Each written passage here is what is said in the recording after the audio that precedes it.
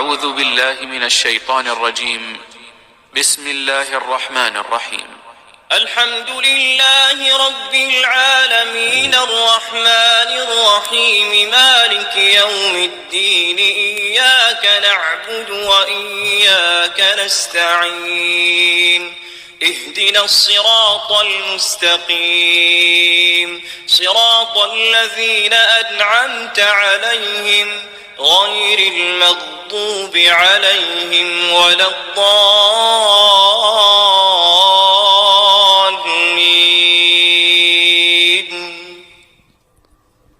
نحمده ونصلي على رسوله الكريم أما بعد فأعوذ بالله من الشيطان الرجيم.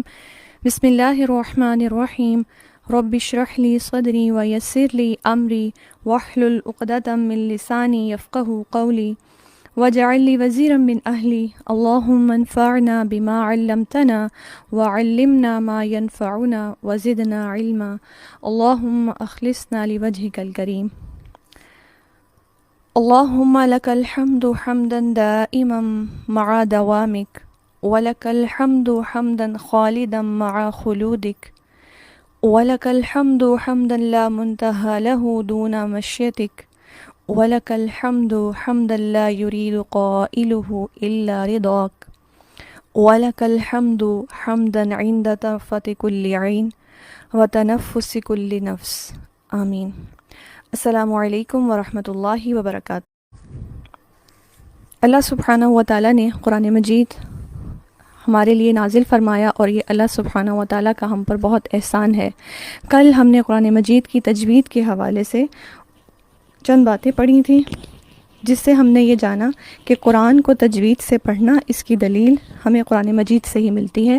یہ ہمارے ایمان کا تقاضا ہے. سورۃ البقرہ کی اس آیت کے مطابق الذین آتیناہم الکتاب یتلونہ حق تلاوتہ. گویا جب ہم قرآن مجید کی صحیح ادائیگی کی کوشش کرتے ہیں تو ہم ایمان کے اس تقاضے کو پورا کرتے ہیں کہ جس میں ہمیں یہ کہا گیا کہ اہل ایمان تو وہی ہیں کہ جو قرآن کو اس طرح سے پڑھتے ہیں جیسا کہ اس کے پڑھنے کا حق ہے. اس حوالے سے چند ایک احادیث قرآن مجید ہی کی فضیلت کے حوالے سے اور پھر انشاءاللہ ہم اپنے نیکسٹ ٹاپک کا آغاز کریں گے. حضرت ابو ہریرہ رضی اللہ عنہ سے روایت ہے کہ آپ صلی اللہ علیہ وسلم نے فرمایا جو قوم اللہ تعالیٰ کے گھروں میں سے کسی گھر میں جمع ہو کر قرآن مجید کی تلاوت کریں اور اس کی تعلیم دیں تو اللہ تعالیٰ کی طرف سے ان پر سکونت نازل ہوتی ہے. اللہ تعالیٰ کی رحمت ان کو ڈھانپ لیتی ہے. فرشتے ان کو گھیر لیتے ہیں اور اپنے پروں سے ان کا احاطہ کر لیتے ہیں. اللہ جل شانہ ان کا تذکرہ اپنے مقرب فرشتوں میں جو اللہ تعالیٰ کے پاس ہیں ان سے کرتے ہیں اور جس نے عمل کرنے میں سستی کی اس کا نسب نامہ اس کو کوئی فائدہ نہیں دے گا. کسی کا کسی اعلیٰ نسب سے ہونا کوئی فائدہ نہیں دے گا اگر اس نے اللہ سبحانہ و تعالیٰ کی رضا کے لیے کوئی نیک عمل نہ کیا ہو. حضرت ابو ہریرہ ہی سے روایت ہے کہ آپ صلی اللہ علیہ وسلم نے فرمایا قیامت کے دن قرآن مجید آئے گا اور کہے گا اے میرے رب اس قاری کو نیا لباس پہنا دے تو اس کو کرامت کا تاج پہنایا جائے گا. پھر قرآن مجید کہے گا اے میرے رب اور زیادہ کر دے.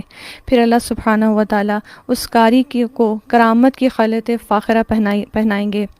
پھر کہے گا اے میرے رب اس سے راضی ہو جا تو اللہ سبحانہ و تعالیٰ اس سے راضی ہو جائیں گے اور کہیں گے اب تو پڑھ اور سیڑھیاں چڑھ. ہر ایک آیت کے ساتھ نیکی زیادہ ہی کی جائے گی.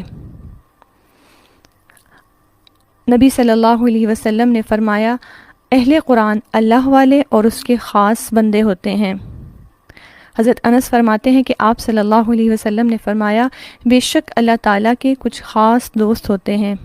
آپ سے پوچھا گیا کہ وہ کون ہیں تو آپ نے فرمایا قرآن والے اللہ کے اہل ہیں اہل اللہ و خاصتہ اور اس کے خاص لوگ ہیں. اہل قرآن ان کی نسبت اللہ سبحانہ و تعالیٰ اپنی ذات سے دیتے ہیں.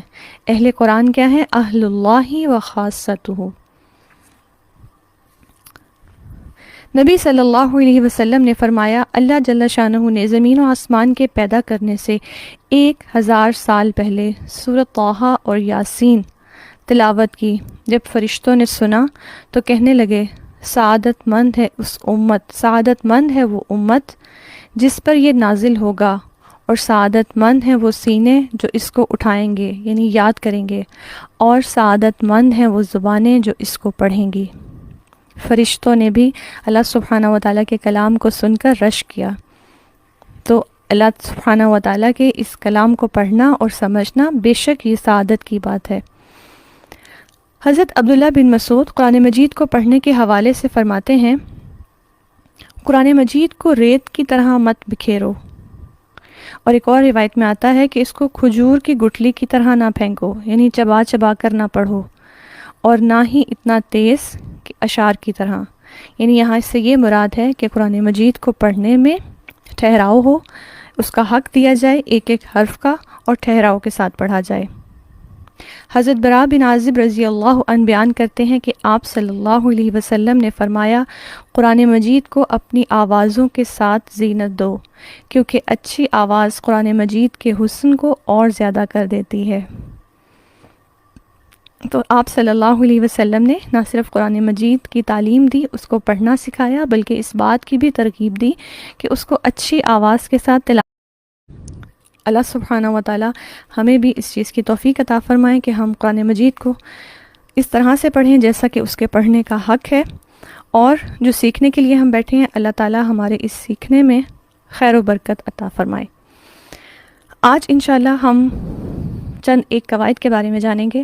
سب سے پہلے علم تجوید، کیونکہ ہم تجوید کے نام سے ہی یہ سیکھنے کے سفر کو سلسلے کو ہم نے جاری کیا ہے، تو علم تجوید ہے کیا، تجوید کا مطلب کیا ہے، اور تجوید کے حوالے سے کہ اگر علم تجوید ہم سیکھ رہے ہیں تو وہ کیا چیز ہے جو قرآن سے منسلک ہے۔ اگر ہم اس کا ڈکشنری میننگ دیکھیں، لغت میں اس کا معنی دیکھیں، تو اس کا معنی ہے عمدہ کرنا، اچھا کرنا، کسی بھی کام کو اچھا کرنا تجوید کہلاتا ہے۔ یہ لغت میں کے اکارڈنگ قرآن کی تجوید سے کیا مراد ہے، حروف کو ان کے مخارج اور ان کی صفات کے ساتھ ادا کرنا، یہ دو چیزیں ہیں۔ یہ دو چیزیں تجوید کے حوالے سے، یعنی جب بھی تجوید کا نام ہو تو ہمارے مائنڈ میں کیا چیز کلک کرے، مخارج، کیونکہ تجوید قرآن مجید میں ہے، حروف سے مل کر الفاظ بنے ہیں، تو مخارج اور ان کی صفات، ہر مخرج، ہر حرف کی صفت ہے، حروف تہجی ہیں قرآن مجید جن کے اوپر سارا بیس کر رہا ہے، جن سے مل کر الفاظ بنے ہیں، ان حروف تہجی کی کوئی نہ کوئی صفت بھی ہے۔ انشاءاللہ ابھی اس کو آگے دیکھیں گے۔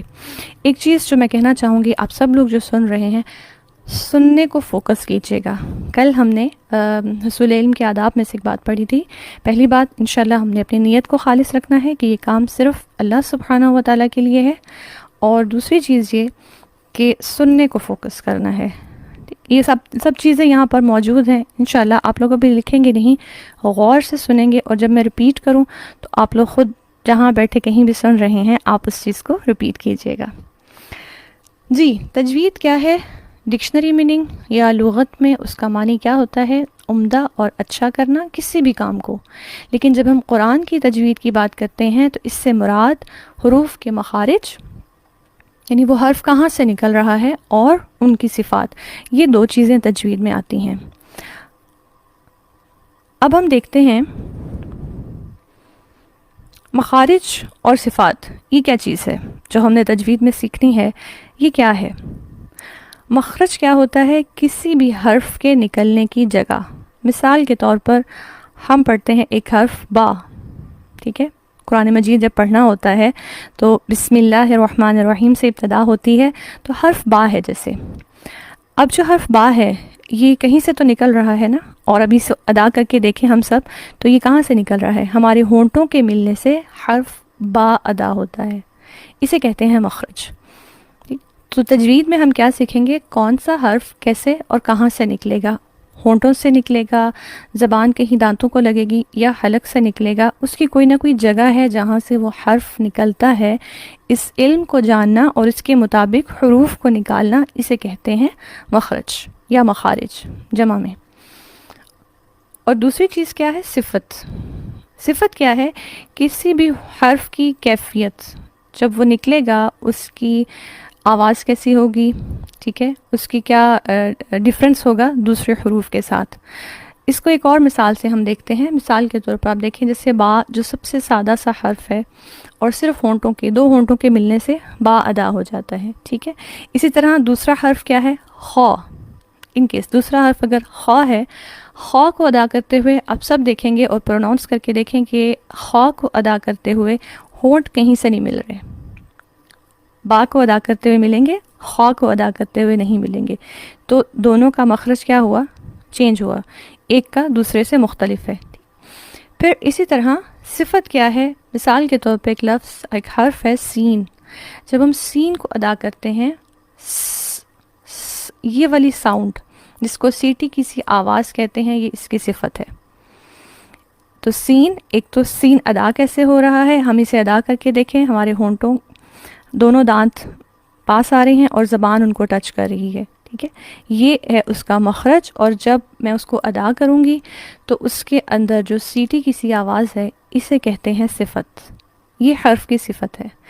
ان دونوں کا جو علم ہوتا ہے یہ ہے علم تجوید، ٹھیک۔ اس کو میں ریپیٹ کرتی ہوں، علم تجوید ہم نے کیا جانا؟ لغت کے اعتبار سے عمدہ کرنا، اچھا کرنا، اور اگر ہم دیکھیں کہ قرآن کی تجوید سے کیا مراد ہے تو اس میں دو چیزوں کا علم آئے گا، مخرج اور صفت۔ حروف تہجی جو ہیں ان سب کا مخرج کیا ہے ہر ایک کا، اور اس کی صفت کیا ہے، یہ ہے بیسیکلی تجوید۔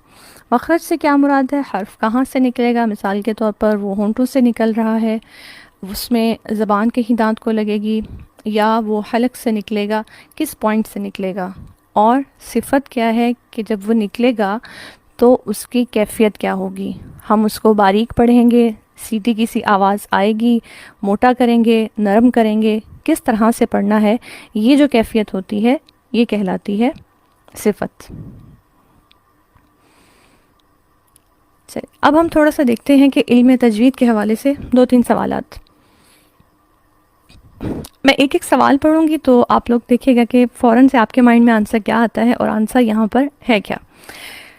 علم تجوید کا موضوع کیا ہے، کیا چیز ہے جو ہم پڑھیں گے؟ جیسے کوئی بھی کتاب ہم پڑھتے ہیں تو اس کے اندر ایک ٹاپک ہوتا ہے جو ڈسکس کیا جاتا ہے۔ علم تجوید کا موضوع کیا ہے؟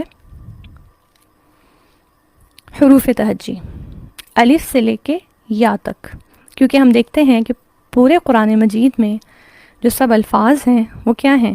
وہ حروف تہجی کے ملنے سے الفاظ بنے ہیں، اور اگر انہی کی ادائیگی ہمیں درست طور پر آ جائے گی تو اس کا مطلب ہے ہم تجوید سیکھ گئے ہیں، ٹھیک۔ تو علم تجوید کا موضوع کیا ہے؟ حروف تہجی۔ علم تجوید کی کیا کوئی فضیلت ہے؟ اگر ہم اس کو سیکھ رہے ہیں تو اس کی کیا فضیلت ہے، اس پر ہمیں کیا اجر ملے گا، کیا ریوارڈ ہوگا؟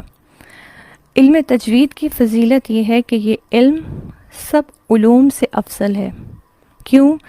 کیونکہ اس کا تعلق اللہ تعالیٰ سے ہے۔ یہ ہم کوئی عام کتاب نہیں پڑھنے لگے، ہم کس کتاب کو پڑھنا سیکھنا شروع کرنے لگے ہیں؟ وہ کتاب جو اللہ تعالیٰ کا کلام ہے۔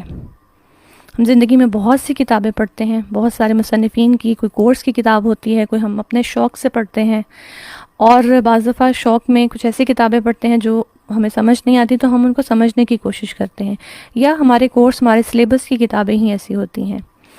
یہ کتاب جس کو پڑھنا میں سیکھنے لگی ہوں، یہ وہ کتاب ہے جو میرے رب نے بھیجی ہے، جس کو پڑھنا، سیکھنا اور سمجھنا ایک ایک حرف پر 10 نیکیاں ہیں، ایک ایک حرف پر ریوارڈ دیا جا رہا ہے، ایک ایک حرف کا پڑھنا کاؤنٹ کیا جائے گا۔ اور قرآن مجید تو ایسی فضیلت اور برکت والی کتاب ہے کہ اگر اس کو سمجھے بنا بھی ان الفاظ کو پڑھا جائے تب بھی اجر و ثواب ہے۔ کل ہم نے ایک حدیث پڑھی تھی کہ آپ صلی اللہ علیہ وسلم نے فرمایا کہ میں یہ نہیں کہتا کہ الف لام میم ایک لفظ ہے، الف الگ حرف ہے، لام الگ ہے اور میم الگ، تینوں پر الگ الگ 10 نیکیاں ملیں گی۔ اور اسی طرح باقی حروف اور باقی کلمات بھی قرآن مجید کے جب ان کو پڑھتے ہیں، ہمیں اس وقت میں اس کا معنی نہ بھی سمجھ آ رہا ہو، ثواب بہرحال ملتا ہے، اور سمجھ کر پڑھنے کے بہرحال اس کی ایک اپنی فضیلت ہے، کیونکہ وہ چیز پھر انسان کی زندگی کو بدلتی ہے، ٹھیک۔ تو اس کی فضیلت کیا ہے؟ یہ جتنے بھی دنیا کے علوم ہیں یہ ان سب سے افضل ہے، تو پھر اس کے لیے ایفرٹ بھی کیسی ہونی چاہیے؟ دی بیسٹ ایفرٹ ہونی چاہیے انشاءاللہ۔ پھر اس کے بعد ہم دیکھتے ہیں کہ علم تجوید کو سیکھنا کیوں ضروری ہے۔ کیا ہم پہلی دفعہ قرآن پڑھ رہے ہیں؟ ہم تو مسلمان گھر میں پیدا ہوئے ہیں، اور قرآن کو شروع سے گھر میں دیکھا ہے، پڑھا بھی ہے، سیکھا بھی ہے.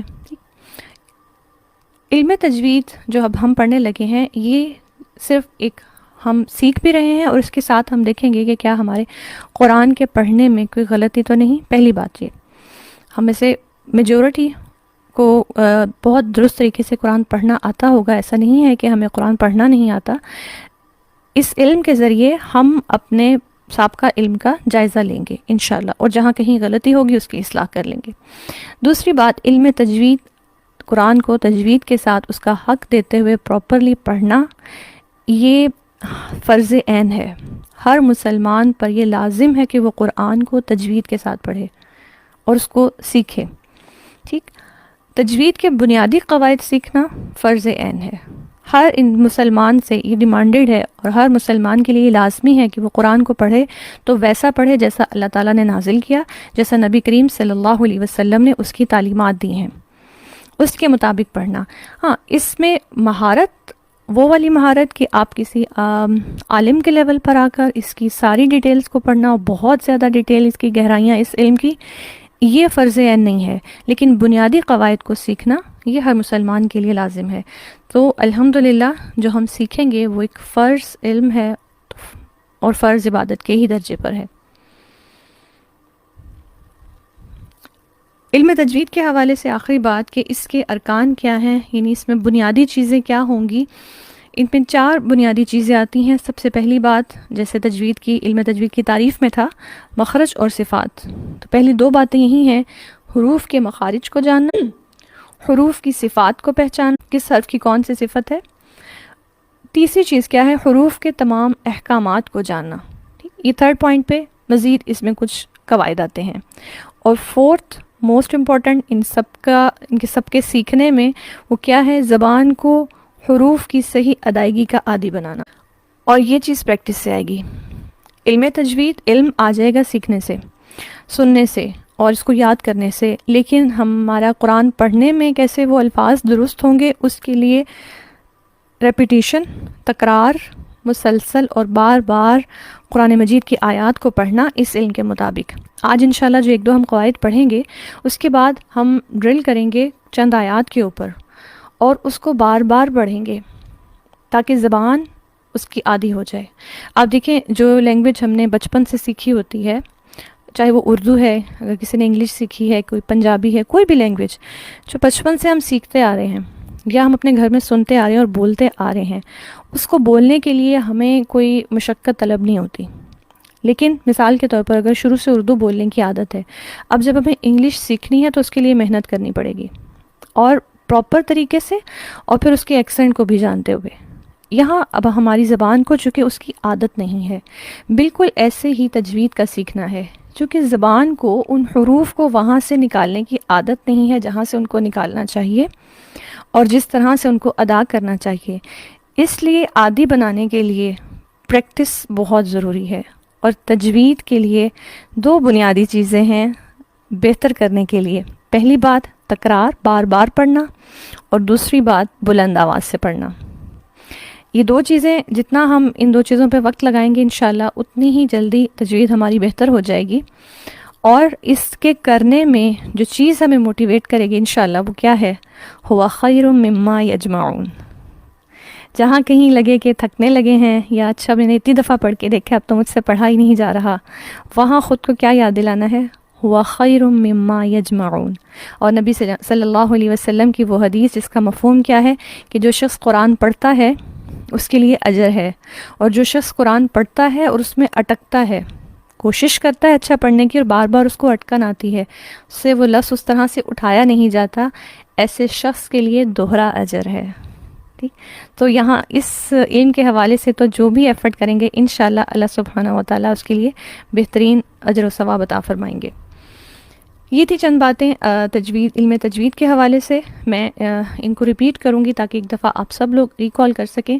اور اب جب میں ریپیٹ کروں گی تو کوشش کیجئے کہ آپ ان آنسرز کو اپنی زبان سے بولیے، چاہے سلائڈس کو ہی دیکھتے ہوئے، لیکن ایک دفعہ آپ کی زبان سے یہ الفاظ نکلیں گے تو آپ کو فائدہ ہوگا. آپ لوگ مائک آف رکھیے گا، بس اپنے پاس خود سے ان کو ڈرل کیجیے گا. ٹھیک. علم تجوید کے حوالے سے ہم نے کیا دیکھا، علم تجوید کیا ہے؟ لغت کے اعتبار سے عمدہ کرنا، اچھا کرنا، لیکن شریعت میں قرآن کی تجوید سے مراد کیا ہے؟ حروف کو مخارج اور مکمل صفات کے ساتھ پڑھنا۔ مخارج اور صفات سے کیا مراد ہے کہ مخرج کسی بھی حرف کے نکلنے کی جگہ، اور صفت کیا ہے کہ وہ کس کیفیت میں ادا ہوگا، پر ہوگا یا باریک ہوگا یا سیٹی کی سی آواز ہوگی یا شدت سے پڑھا جائے گا، وہ کیا اس کے ساتھ چیزیں اٹیچ ہوں گی۔ پھر اسی طرح علم تجوید کا موضوع کیا ہے؟ حروف تہجی، جن سے مل کے سارے الفاظ بنے ہیں۔ اس علم کی فضیلت کیا ہے؟ یہ سب علوم سے افضل ہے کیونکہ اس کا تعلق اللہ تعالیٰ سے ہے، اور اس کا سیکھنا، بنیادی قواعد کا سیکھنا فرض عین ہے، ہر مسلمان کے لیے لازمی ہے۔ اس کے ارکان کیا ہیں؟ حروف کے مخارج کو، صفات کو اور احکامات کو پہچاننا اور جاننا، اور لاسٹ چیز کہ زبان کو ان کی صحیح ادائیگی کا عادی بنانا، جو کس سے ہوگا؟ ریپیٹیشن سے، تکرار سے۔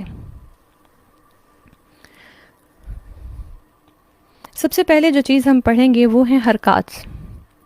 ہم قرآن مجید میں آیات پڑھتے ہیں، الفاظ پڑھتے ہیں، ان کے اوپر حرکات ہوتی ہیں، اور یہ حرکات 3 طرح کی ہوتی ہیں، اس لیے اس کو عربی میں کیا کہا جاتا ہے؟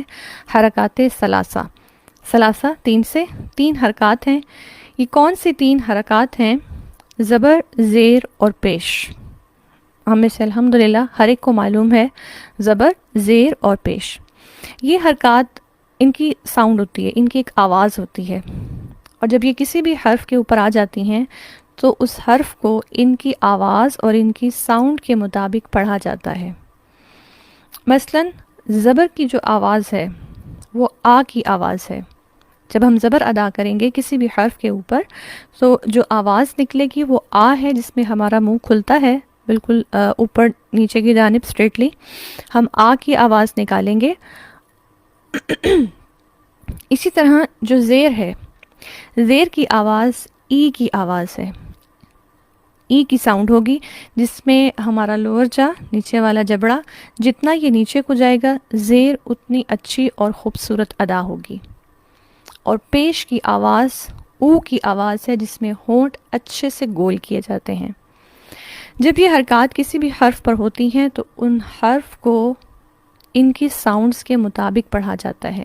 مثال کے طور پر آپ دیکھیں، حرف ہے با، اگر با پہ کوئی حرکت نہیں ہے اور وہ حالت سکون میں ہے تو ہم ورڈ پڑھتے ہیں، اگر ہم اس کو الف کے ساتھ پڑھیں، حمزہ زبر با، اب، اب جب میں اب پڑھ رہی ہوں با ادا ہو رہا ہے، لیکن چونکہ حرکت کوئی نہیں ہے تو کوئی حرکت کی ساؤنڈ بھی نہیں ہے۔ لیکن اسی با کے اوپر جب زبر آ جائے تو اس میں آ کی ساؤنڈ ایڈ ہو جاتی ہے، با زبر با، ٹھیک۔ زیر کی ساؤنڈ ایڈ ہوگی تو کیسے پڑھا جائے گا؟ با زیر بی، بی، ای کی ساؤنڈ۔ یہاں پر جو غلط ادائیگی ہو جاتی ہے وہ کیا ہے؟ با زیر بے، بے نہیں ہم پڑھیں گے، ورڈ بی ہوتا ہے۔ آپ کسی بھی قاعدے میں جب آپ حروف تہجی کی لسٹ دیکھتے ہیں، آپ یہ دیکھیں گے کہ وہاں پر جو تختی ہے وہ یا پہ اینڈ ہو جاتی ہے، اور یا وہاں پر کون سی ہوتی ہے جسے ہم اردو میں بولتے ہیں چھوٹی یا، بڑی یا نہیں ہوتی۔ تو اس کے ساتھ جب زیر آتی ہے تو ساؤنڈ ای کی ہوتی ہے، بی ہی، بازر بی، فازر فی، تازر تی، یہ ساؤنڈ اس طرح سے پڑھی جائے گی، ٹھیک۔ اور تھرڈ، جب اسی کے اوپر پیش آئے تو پیش پڑھنے کا بہترین طریقہ کیا ہے کہ ہونٹوں کو اچھے سے گول کیا جائے، با پیش بو، جتنے ہونٹ گول ہوں گے آواز اتنی ہی پراپر ہوگی۔ ہونٹوں کی گولائی اگر پراپر نہیں ہوگی تو پیش درست ادا نہیں کی جائے گی، پیش کا طریقہ مجہول ہو جائے گا۔ تو یہ 3 حرکات اور ان کی ساؤنڈ۔ اب ہم دیکھتے ہیں یہاں پر کچھ مثالیں دی گئی ہیں، جیسے زبر ہے، زبر کو عربی میں فتحہ بھی کہتے ہیں، ٹھیک۔ یہ نام ضرور ان کو ایک دفعہ ہم پروناؤنس کر لیتے ہیں تاکہ ہمیں بولنے آئیں۔ زبر کو عربی میں فتحہ کہتے ہیں، زیر کو کسرہ کہتے ہیں، اور پیش کو غمہ کہتے ہیں، ٹھیک ہے۔ جو ورڈ ہے مثال کے طور پر اب جیسے باسروا، باسروا، ان سب کے بولنے میں آپ خود بھی چاہے اپنے اپنی پلیس پہ اس کو ساؤنڈ کر کے دیکھیں، آپ کا منہ کھلتا ہے، ٹھیک ہے، ہونٹ کھلتے ہیں آپ کے، با سا رو، با سا رو، ٹھیک۔ اسی طرح زیر میں اب کیا ہوگا؟ نچلے والا جبڑا لوور جا نیچے کی طرف زیادہ ہم کریں گے تاکہ زیر کی باریکی ہو اور وہ اچھے سے ادا ہو. کس طرح سے؟ ای بی لی، ای بی لی، ٹھیک، ای کی ساؤنڈ آئے گی. اور اسی طرح پیش میں ہونٹ اچھے سے گول ہوں گے تینوں حروف کو پڑھتے ہوئے، رسولو رسولو، اور پڑھتے ہوئے جو فوکس ہوگا وہ ہونٹوں کی گولائی پہ ہوگا. یہ ہے ہمارے پاس 3 حرکات، اور ان حرکات کی ساؤنڈز، ان کو کیسے پڑھنا ہوگا. اس میں اب آپ کے پاس، آپ نے جو ڈرل کریں گے انشاءاللہ، آپ کے پاس کوئی بھی قاعدہ ہوگا، وہ قرآنی قاعدہ ہے یا نورانی قاعدہ ہے، سب قاعدوں میں یہ تختی موجود ہوتی ہے. یہاں اب آپ اس کو بہت اچھے سے ڈرل کر سکتے ہیں. الفاظ چینج ہو سکتے ہیں لیکن تختی وہی ہوگی، جس میں سے ایک تختی ہوگی زبر کے ساتھ، جہاں سارے الفاظ زبر کے ساتھ ہوں گے. آپ بلند آواز سے پڑھیں گے ان الفاظ کو، اور ان کے پڑھنے میں، حرکت کے پڑھنے میں جو خاص بات انشاءاللہ ہم نے فوکس کرنی ہے وہ کیا ہے؟ حرکت کو کھینچتے نہیں ہیں، ٹھیک ہے؟ اس کی بس نارمل سی ادائیگی ہوتی ہے، نہ اس کو کھینچتے ہیں اور نہ اس میں جھٹکا دیں گے. یہ 2 باتیں انشاءاللہ یاد رکھنی ہیں. کھینچنا کیسے ہوتا ہے؟ مثال کے طور پر فا زبر فا، را زبر را، ضا زبر ضا، فا را ضا، یہ لمبا ہو گیا، ٹھیک، لمبا نہیں کرنا. اور جھٹکا کیسے دینا ہوتا ہے؟ کا، تا، با، یہ جھٹکے کی آواز ہو جائے گی، یوں نہیں، بالکل سمپل سی ادائیگی جس میں نہ لمبا کرنا ہوگا اور نہ ہی جھٹکا دینا ہوگا. کا زبر کا، تا زبر تا، با زبر با، کا تا با، بس. نارملی ہم سے جب غلطی ہوتی ہے، جب ہم فوکس کر کے نہیں پڑھتے تو ہم ان کو کھینچتے چلے جاتے ہیں. کا تا با، کاف زبر کا، تا زبر تا، با زبر با، یہ مسٹیک نہیں کرنی، یہ لاپرواہی سے ہو جاتی ہے. تو اب انشاءاللہ کیسے فوکس کرنا ہے؟ ان حروف کو، ان الفاظ کو، ان کی ساؤنڈز کے ساتھ پڑھنے کی کوشش کرنی ہے، اور اس ڈرل میں اس چیز کا خیال کرنا ہے کہ جس حرکت کی جو ساؤنڈ ہے وہی ادا ہوگی. جس طرح یہ زبر کے حوالے سے ہے، ایسے ہی زیر کی تختی زبر کے ساتھ ہے، تو اس میں غاضبہ، فاہیہ، حافظہ، خاشیہ، حابطہ، اتنا، اس سے زیادہ لمبا ہم نہیں کریں گے، ٹھیک. اور ایک زبر بھی ہے زیر بھی ہے، دونوں کی ساؤنڈ کا ڈیفرنس ہو. اب دیکھیں ہا بی، ہا بی، پڑھتے ہوئے بھی خود سے فیل ہوتا ہے. آپ چاہے ساتھ میں ڈرل کر کے دیکھیں، ہا بی، دونوں کی ساؤنڈ ڈیفرنس ہے. تھرڈ ہمارے پاس پیش کی تختی ہے. جیسے پیش میں اب ہم دیکھتے ہیں فرسٹ ورڈ جو ہے یہبو، یہبو، یہبو، اور یہاں پر کیا کرنا ہے؟ اگر بو کو کھینچ دیں گے تو یہ غلطی ہو جائے گی. مثلا یہبو، صحفی، حبو کی. اب کیا ہو رہا ہے؟ ہم آخری حرف کی حرکت کو بڑھاتے چلے جا رہے ہیں. قرآن مجید کی تلاوت میں بھی عموماً بعض دفعہ جب ہم وقف پراپر نہیں کرتے، یا ایک لائن پر ایک لفظ ختم ہو رہا، ایک لائن جب ختم ہو رہی ہوتی ہے اور ہم اگلی لائن پر آتے ہیں، پڑھنے میں روانی کے نہ ہونے کی وجہ سے بسا اوقات ہم اس لفظ کو کھینچتے ہوئے اگلے لفظ کو دیکھ کے پھر اس کو پڑھ رہے ہوتے ہیں. مثال کے طور پر سورۃ البقرہ اگر ہے، ذالک الکتاب لا ریب فیہ، فی ہی، ہا کے نیچے زیر ہے جس کو کھینچا نہیں جاتا. اب اگر اس کو پڑھتے ہوئے ہم اگلا لفظ بھی دیکھ رہے ہیں اور پیچھے کا بھی، اور ہم فوکس نہیں کر رہے کہ حرکت کو لمبا نہیں کرنا، تو پڑھنے میں غلطی کیا ہو جاتی ہے؟ ذالک الکتاب لا ریب فیہ ھدی، وہ ہی کھنچتا چلا جاتا ہے اتنی دیر میں جتنی دیر میں ہم ہدن کو دیکھ رہے ہوتے ہیں. تو اس تختی میں جس چیز کا خیال کرنا ہے وہ یہ کہ کسی بھی حرکت کو کھینچنا نہیں، جب پڑھ لیا بس وہیں سٹاپ، ٹھیک. اب جیسے ہم دیکھتے ہیں کوئی ایسی اس میں ورڈ، جی ہم دیکھتے ہیں پہلی لائن میں چوتھا لفظ ہے سقیطہ، اس کے بعد ذکرہ. اب اس میں تینوں حرکات آ رہی ہیں، تو تینوں حرکات کو پڑھتے ہوئے ایک ہی لفظ میں آپ دیکھیں کہ ہونٹوں کی پوزیشن کس طرح سے چینج ہوتی ہے. ذکرہ، ذکرہ، ذکرہ.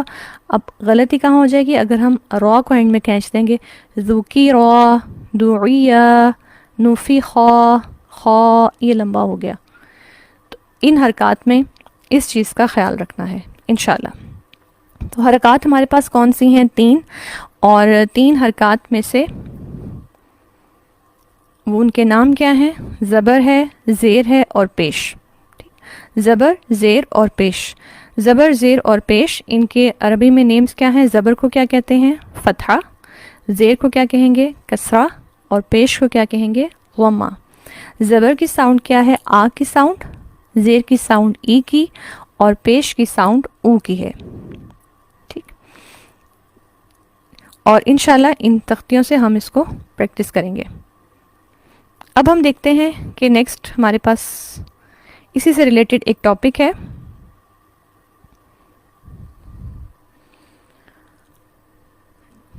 مد کا ٹاپک۔ اس کو ہم مختصراً دیکھ لیتے ہیں جتنا ہمارے پاس ابھی ہے کچھ ٹائم۔ مد کہتے ہیں، اس کا کیا میننگ ہے؟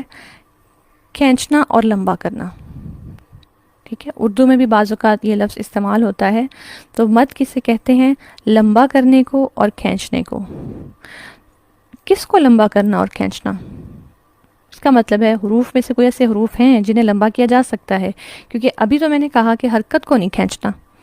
یہ تین حرکتیں جہاں بھی ہوں گی، زبر، زیر، پیش، کسی بھی حرف پر ہوں گی، اس کو نہیں کھینچنا، یہ بات یاد رکھنی ہے۔ اس کو کسی بھی صورت میں ہم نہیں کھینچیں گے۔ لیکن یہاں ہم پڑھ رہے ہیں کہ مد بھی ایک قاعدہ ہے۔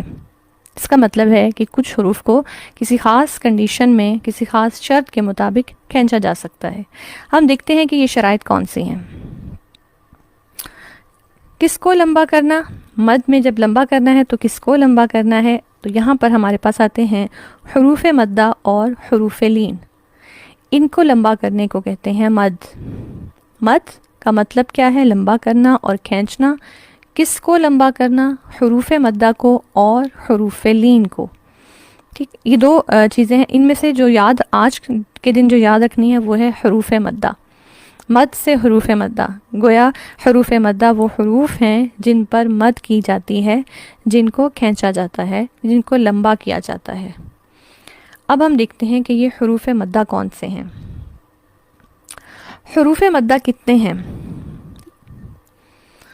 کون سے ہیں، اور وہ کون سی شرط ہوگی جن میں ان کو لمبا کیا جائے گا؟ یہ چند سوالات ہیں حروف مدہ کے حوالے سے، اور اب ہم ان کے جواب دیکھیں گے۔ سب سے پہلی بات، حروف مدہ کتنے ہیں؟ حروف مدہ 3 ہیں۔ کون کون سے ہیں؟ الف، واو ساکن اور یا ساکن۔ یہ 3 حروف مدہ ہیں، ان پر مد ہوگی لیکن ایک شرط کے ساتھ، اور وہ شرط آگے ہم پڑھیں گے۔ میں اس کو ریپیٹ کرتی ہوں۔ مد کا مطلب ہم نے کیا بھی سنا کہ مد کا مطلب ہے لمبا کرنا اور کھینچنا۔ کس کو لمبا کرنا؟ حروف مدہ اور حروف لین کو۔ پھر حروف مدہ کتنے ہیں، کون سے ہیں، اور وہ شرط کیا ہے جس کی بنیاد پر ان کو کھینچا جائے گا؟ یہ ہم دیکھتے ہیں کہ حروف مدہ 3 ہیں۔ کون کون سے ہیں؟ الف، واو ساکن اور یا ساکن۔ اب وہ شرط کیا ہے جس کی بنیاد پر ان کو کھینچا جائے گا؟ یہ ہے اب تھوڑی سی سمجھنے کی بات۔ ہم دیکھتے ہیں الف ہے، واو ساکن ہے اور یا ساکن ہے۔ 3 حروف ہیں، تینوں کی شرط ہے، اور شرط کس سے منسلک ہے؟ حرکات کے ساتھ۔ سب سے پہلی بات، الف سے پہلے اگر زبر آئے تو اس حرف کو کھینچا جائے گا۔ الف سے پہلے زبر آئے، آپ دیکھیں یہاں الف بھی جو لکھا ہوا ہے آپ کو سلائیڈ میں نظر آ رہا ہوگا، اس الف کے اوپر کوئی حرکت نہیں ہے، نہ اس پر زبر ہے، نہ زیر ہے، نہ پیش ہے، اور نہ ہی اس پر جزم ہے، جسٹ خالی ہے وہ، ٹھیک ہے۔ تو الف سے پہلے زبر، یا ساکن سے پہلے زیر، اور واو ساکن سے پہلے پیش۔ ان 3 صورتوں میں حروف کو کھینچا جاتا ہے، اور چونکہ ریزن کیا ہے؟ الف، واو ساکن اور یا ساکن، اس وجہ سے ہم کہتے ہیں یہ حروف مدہ ہیں اور ان کو کھینچا جائے گا۔ چند ایک مثال دیکھتے ہیں کہ جن سے یہ بات مزید واضح ہو جائے گی انشاءاللہ۔ لمبا کتنا کرنا ہوگا؟ 1 الف کے برابر۔ 1 الف کا سمپل اندازہ اس طرح سے کیا جاتا ہے کہ جتنی دیر میں آپ اپنے ہاتھ کو مٹھی کی طرح بند کیجئے، سب لوگ اپنے ہاتھ کو مٹھی کی طرح بند کیجئے، اور صرف پہلی شہادت والی انگلی اوپن کریں۔ نارمل، بہت سپیڈلی نہیں اور بہت سلولی نہیں، نارملی اس کو اوپن کرنے میں جتنا ٹائم لگتا ہے اسے کہتے ہیں 1 الف کے برابر۔ ہاتھ کو بند کریں گے مٹھی کی طرح، اور اس کے بعد نارمل انداز میں ایک انگلی کو جب کھولتے ہیں، یہ جتنا ٹائم لیتی ہے بس اتنا ہی ان کو لمبا کرنا ہوتا ہے، اس سے زیادہ نہیں۔ مثال کے طور پر آپ دیکھیں، ان تینوں حروف مدہ جو ہیں ان کے ساتھ حروف تہجی کو اٹیچ کیا گیا ہے۔ آپ سب سے پہلا ورڈ دیکھیں، با زبر الف با۔ اب اگر میں الف کو ہٹا دوں تو یہ حرف کیا بنتا ہے؟ با زبر با۔ اب میں اس کو با نہیں پڑھوں گی، الف کے آنے سے کیا ہوا؟ میں نے اس کو لمبا کر لیا۔ اسی طرح واو ساکن سے پہلے پیش، ہر واو ساکن لمبا نہیں ہوگا، قرآن مجید میں بہت سارے مقامات پر واو ساکن موجود ہوگا۔ لمبا ہم نے کس کو کرنا ہے؟ جس واو ساکن سے پہلے پیش ہوگی۔ با پیشوا بو، ٹھیک، بو۔ اب اگر میں واو کو ہٹا دوں تو حرف کیا بنتا ہے؟ با پیش بو، ٹھیک ہے۔ اور اس سے نیکسٹ میں اگر میں یا کو ہٹا دوں تو حرف کیا بنے گا؟ با زیر بی۔ تو ڈفرینس ہے، دیر از اے ڈفرینس کہ حرکات اور حرکات کے بعد حرف مدہ۔ ڈفرینس کیا ہے؟ اگر حرف مدہ نہیں ہے تو ان کو بالکل بھی نہیں کھینچا جائے گا۔ سمپلی اگر میں حرف مدہ جو یہاں آپ دیکھیں کلر سے بھی ڈیفرینشیٹ کیا گیا ہے، اگر ان کو سمپلی ہٹا دیں تو یہ تختی کیا بنتی ہے؟ با زبر با، با پیش بو، با زیر بی۔ لیکن اگر میں یہاں پر حروف حرف مدہ ایڈ کر رہی ہوں تو با زبر الف با، با پیشوا بو، با زیریا بی، یہ ہلکا ہلکا سا لمبا کرنا، اسے کہتے ہیں یہ حروف مدہ ہیں اور یہاں پر مد ہو رہی ہے۔ ٹھیک، ہوپ فلی یہ بات آپ لوگوں کو سمجھ آ گئی ہوگی۔ انشاءاللہ اس کو مزید چند مثالوں کے ساتھ رپیٹ بھی کیا جائے گا۔ ابھی جو انشاءاللہ کرنے کا کام ہے وہ یہ ہے کہ یہ تختی بھی ہمارے پاس کسی بھی قرآنی قاعدے میں، نورانی قاعدے میں، سب قاعدوں میں موجود ہے۔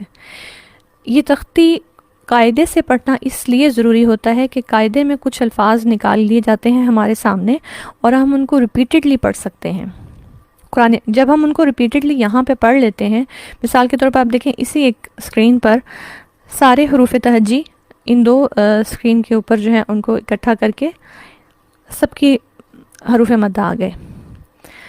اب بجائے اس کے کہ پہلے میں قرآن سے ڈھونڈوں، اگر میں مین پریکٹس اسی پر کر لوں گی، بنیادی پریکٹس یہاں پر ہو جاتی ہے، تو قرآن میں ان الفاظ کو پڑھنا، سمجھنا اور فوراً سے ڈھونڈ کے یہ سوچ لینا اور دیکھ لینا کہ اس کو لمبا کرنا ہے نہیں کرنا، یہ آسان ہو جاتا ہے۔ اس لیے قاعدہ جو ہے وہ بیس ہے۔ چاہے کسی بچے نے پڑھنا ہو، چاہے کسی بڑے نے اپنے قرآن کی اصلاح کرنی ہو، قاعدہ بنیاد ہے۔ سٹارٹ اگر ہم ادھر سے لیتے ہیں اور اس کو ساتھ لے کے چلتے ہیں تو یہ چیز ہیلپ فل ہوتی ہے ان دا لانگ رن ہمارے لیے اس کو جلدی سمجھنے میں۔ اس لیے قاعدے کو پڑھنے سے کبھی بھی نہ تو گھبرائیں، اور ایک اور چیز جو بہت فائدہ دے گی، جو آپ سیکھتے جائیں آپ آگے بڑھاتے جائیں۔ کسی ایک بچے کو پڑھانا شروع کر دیں، جب تک اس کا قاعدہ ختم ہوگا آپ کی تجوید بھی بہت ہی بہترین ہو جائے گی۔ اگر آپ سیکھنے کے ساتھ ساتھ اس کو یوں امپلیمنٹ کریں گے تو آپ کی تجوید بہت بہترین ہو جائے گی۔ آپ کی جو ہم نے شروع میں تجوید کے بارے میں پڑھا نا کہ زبان کو حروف کی صحیح ادائیگی کا عادی بنانا، وہ عادی یہاں سے انشاءاللہ بن جائے گی۔ اور پھر یہاں سے جب آپ قرآن مجید کی آیات کو پڑھیں گے تو آپ کو ان کے پڑھنے میں زیادہ دشواری پیش نہیں آئے گی، انشاءاللہ آپ کی زبان کو اس پر گرپ ہوگی تو آپ کے لیے کرنا آسان ہو جائے گا۔ میں ایک اس کی تختی اور دکھا دوں، پھر انشاءاللہ اس کی مزید پریکٹس پھر ہم کل کریں گے۔ یہ الفاظ قرآن مجید میں مختلف الفاظوں کو، قرآن ہی کے الفاظ ہیں جنہیں یہاں پر اکٹھا کیا گیا ہے، اور ان میں آپ دیکھیں کہ ہائی لائٹ بھی کیا ہوا ہے پنک کلر کے ساتھ کہ کہاں پر کون کون سی حروف مدہ آ رہے ہیں۔